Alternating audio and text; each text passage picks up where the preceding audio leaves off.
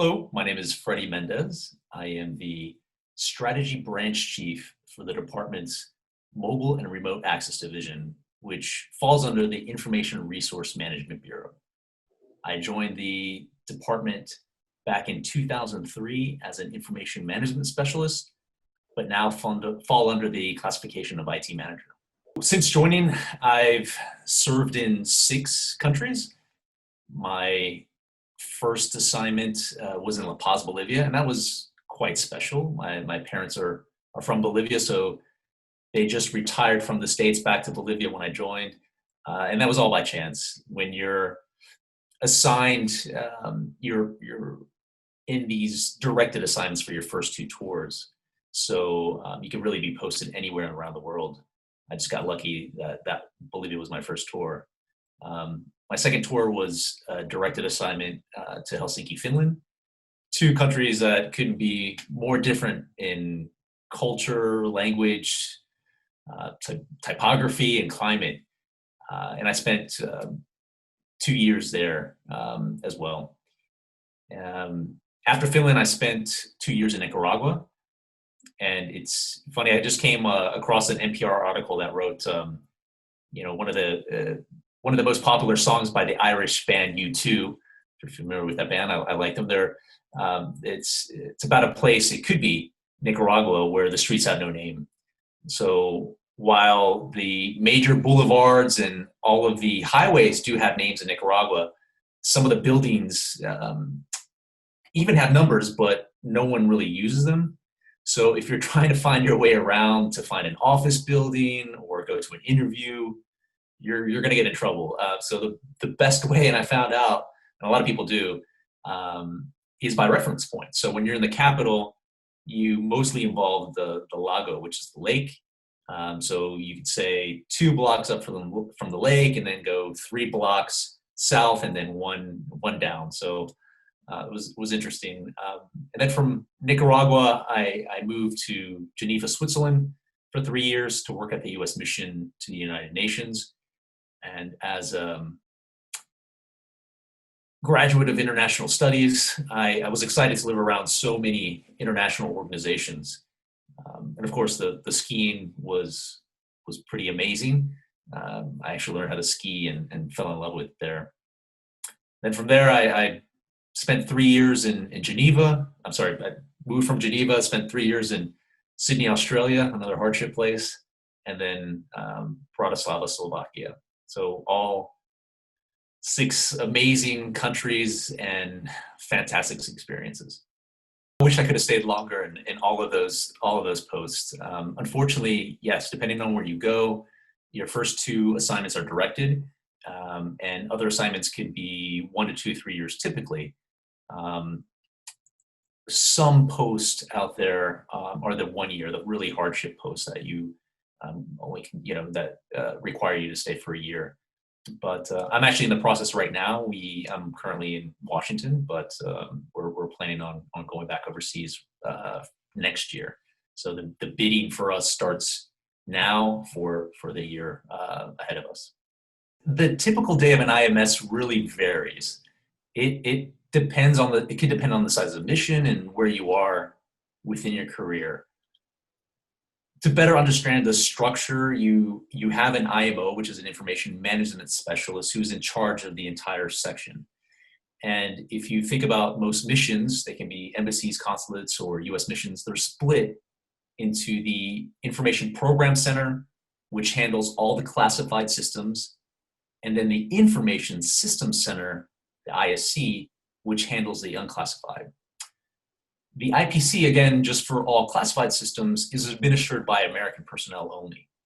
And the ISC, the unclass, is typically managed by the locally engaged staff. So when most IMS start off, they usually start in the IPC, working on the classified systems, as well as radio and telephone administration and the diplomatic pouch. So for instance, when I started off in Bolivia, in La Paz, I started off working solely in the IPC. In Helsinki, I worked in both sections, and then in Nicaragua and Geneva, was also in charge of the unclassified section and reported to the IMO. And then at the U.S. consulate in Sydney, I was in charge of the IPC, and in Bratislava, I was the IMO. So it's a loaded question, but the role has changed quite a bit since I was in Bolivia. A lot of the core of what we do supporting the communication systems is still there. There's still that aspect of it, but there's now more of a need for the consultants, folks that can understand and can come in to the mission and understand the business needs of our users, our customers, the political, the consular, the econ, the management and public affairs officers. So I would say one of my most memorable experiences as an IMS was in 2014 when I was working at the U.S. consulate in Sydney, Australia.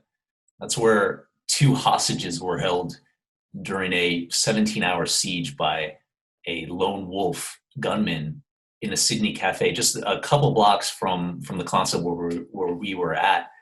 So at the time, when we heard the news, we were all on the 56th floor of this commercially leased office building, and we didn't know if the gunman was inside the building, if there was a bomb, if there were more people involved. So we all had to act really quickly and get ourselves organized. And since there was little information, we decided, actually the whole building decided that they had to evacuate.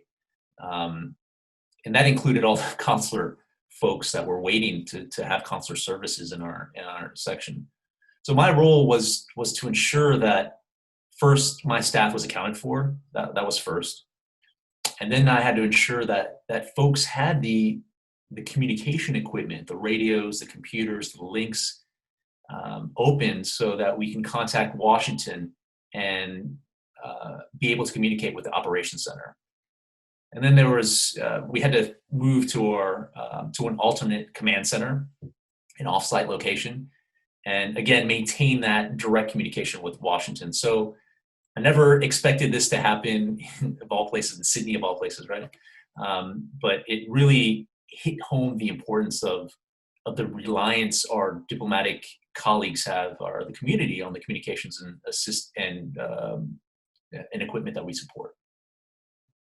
Being an IT specialist in the foreign service and versus the private sector has its similarities and its differences. For starters, I don't know a lot of private sector IT specialist jobs that give you the opportunity to travel around the world, to live in so many different countries, experience amazing cultures, and have really the benefit of working with some of the best locally engaged staff around the world. But before joining the department, I did work in the private sector for about 6 years in IT. And I'd say the biggest similarity as an IT specialist in either the private or public sector is that you're dealing with the users, the end users, the customers. And in my opinion, the better you're able to understand and anticipate their needs in both sectors, the more successful you'll be. And it's really not all about the technology. It's more about providing the technology for the customers. I've had the pleasure of working with 2 FATE fellows in the last 2 years. The first one, who arrived pre-COVID, was able to get involved and see both parts of our division. IRM's MRA division, the Mobile Remote Access Division, is split between the strategy branch and the operations branch. So the first FATE fellow joined a lot of meetings. She helped us review a lot of the end user documentation. She had attended high-level meetings with senior leadership, and she got involved and invited to multiple vendor events in the DC area. The last FATE fellow we had, it was amazing. Unfortunately, because of COVID, it was unfortunate. So she was teleworking as much as possible from North Carolina. And while there, she helped with some pretty cool stuff. We had just gotten these Microsoft HoloLenses and starting to test the functionality to introduce them into the enterprise. So I shipped one of the devices to her and had her do some testing and documentation for us. And I think she really enjoyed that aspect of it. Not a lot of people in the department were able to do that. So actually, she wrote about her experience, and we just recently posted in her experience in the State Department magazine this November. It's coming up. My advice for students applying for the FATE Fellowship is to read. I would highly recommend a book, the first book called The Phoenix Project. It's a really good book that talks about IT and DevOps and really helping your business. It's again applies to both private and public sector type of IT jobs. The second book I would recommend is not really a technical one. It's called The America's Other Army. It's the U.S. Foreign Service in the 21st Century Diplomacy.